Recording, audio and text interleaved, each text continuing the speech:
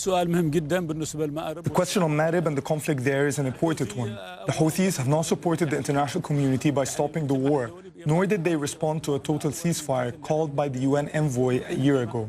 The Houthi strategy is a strategy of permanent war and guerrilla warfare, and it continues in this approach indefinitely. And the Houthis are trying to control the sources of gas and oil to obtain the salaries of the soldiers and expand all over Yemen. We are calling on the international community and the United States directly to stop the war because the situation in Yemen is very dire. The Houthis want to expand not only through Marib, but also aim to reach the Arabian Sea through Shabwa, Hadramaut, and Al-Mahra. This, of course, represents Iran and is led by Iranian policies.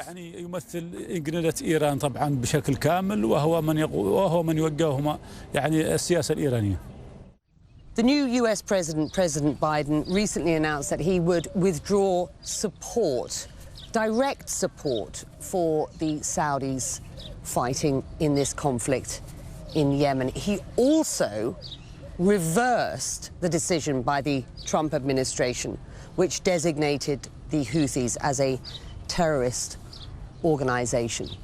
Do you believe that the Houthis are feeling emboldened by the US decision? This was major political support for the Houthis, in my opinion. We view it from the point of view of attempting to solve humanitarian issues in Yemen. The US believed that directly interfering would be valuable in Yemen because we have a crisis. But this, in fact, caused the Houthis to increase their operation in the country. Let's talk about the crisis in Yemen. Yemenis are suffering from a currency crisis, from a medical crisis, from COVID, severe food shortages. How does the STC, how does your southern movement plan to solve these issues if you maintain power going forward? هذا سؤال مهم طبعا. احنا في بداية الأزمة ويعني بداية انتشار. This is a very important question. At the beginning of the crisis, and of course, with the pandemic in 2019, we have imposed a number of precautionary measures. Of course, talking about sanitary measures, masks and sanitizers and social distancing. But the infrastructure in the south is not really helpful. We don't have oxygen and the needed equipment. We only have less than 100 beds, which leads to many problems. We had very severe cases and a lot of deaths because of COVID, because we didn't have the oxygen needed and the medical infrastructure. This is something we still suffer from, and we have asked the international community to interfere, but we received no response at all. We have a very difficult situation on the ground. We ask for the help of the international community. صعب جدا صراحة ونحن نطالب بمساعدة المجتمع الدولي بالتدخل معنا يعني في حل هذه المشاكل. Is the STC preparing for a future in Yemen where the Houthis are in power? We will negotiate with those who control the land in the north, be it Houthis or non-Houthis. This is inevitable. We maintain, however, that we will not put our hand in the hands of a terrorist organization and that negotiations will only take place under the umbrella of international and UN organizations. Many of our viewers will have heard talk of the Riyadh Agreement, signed, of course, in 2019 by yourselves and others. It was a decision to abandon self-rule in the south in order to implement a peace deal between the government of President Hadi and yourselves. And at the time, Martin Griffiths, the UN envoy to Yemen, tweeted congratulations to all and said the Riyadh Agreement is an important step for our collective efforts to advance a peaceful settlement in the conflict in Yemen. Considering you are now talking about a referendum on southern independence and political discussions with the Houthis, is the Riyadh Agreement, to your mind, dead in the water? Let's not use the term dead in the water, but let's say that we need to have a good representation in the south. It was an important step at the time that we responded to this Riyadh Agreement because of the many humanitarian reasons we needed to have representation in the Riyadh Agreement.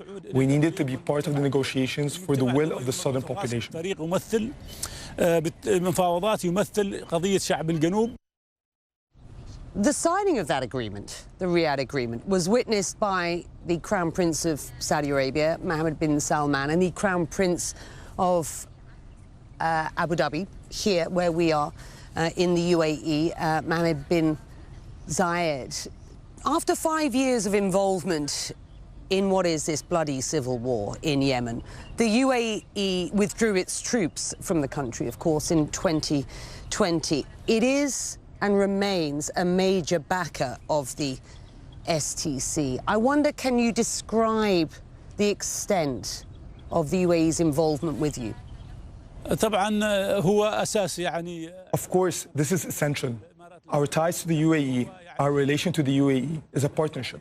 It's a strong partnership in the field through combating terrorism. جنوبية يعني معادية يعني للمجلس الانتقالي. On the point of Daesh or ISIS or other extremists, what is the situation in Yemen with regard extremist terrorism at present? صراحة هذا سؤال مهم. Honestly, this is an important question. We used to have the UAE support to counter terrorism, and we were stronger then. Now, these groups are really a true threat and a true risk to us in Shabwa, Marib, and Aden, and in other districts. Of course, there's the Brotherhood, the Muslim Brotherhood, that are supporting these groups. We hope that we will not be left alone in this battle because of where we are. Because of our position and our alliance with the UAE, we are suffering from these extremist groups. We will fight terrorism in all our forces anyway. ولكن سنحارب الإرهاب بكل ما أوتينا من قوة إلى جانب المجتمع الدولي. How much support does the UAE give you on the ground? احنا كل دعمنا استلمنا من الإمارات بالرغم من ضئيل مقارنة. The support of the UAE is little compared to the money sent to other opposing groups. It is limited. But when we had forces on the ground, things were really better when it came to countering terrorism. They controlled the space and the movement of the extremist groups were very limited. But now, after they withdrew this, these groups have more freedom. لكن بعد خروجها من عدن أصبح الآن تحركها بشكل أكبر وأوسع. When I talk to people in Yemen, they say a Yemeni solution for Yemeni people. The international community has once again raised Yemen as a priority and says it wants to see a solution. The US has re-engaged. The Europeans have re-engaged. They support the efforts of the UN envoy, Martin Griffiths. Do you see some optimism for a solution, sir? Is that a naive position from the international community? The Europeans and international community don't have it right. I believe that. Because we coexist, or the coexistence with the Houthis is something that we cannot accept. It's not possible. So having different sects or coexisting with the Houthis is not possible for us. There is no point in having this cultural coexistence. There are no child's rights, no women's rights for them. And the society, they are ruled by tribes and political Islam. So it's difficult for us to coexist with them. We might have a transitional period, but after that we want self-determination and self-governance. ممكن نمر يعني بمرحلة انتقالية بعدها حق تقرير المصير ممكن في هذه المرحلة، لكن غير ذلك غير ممكن.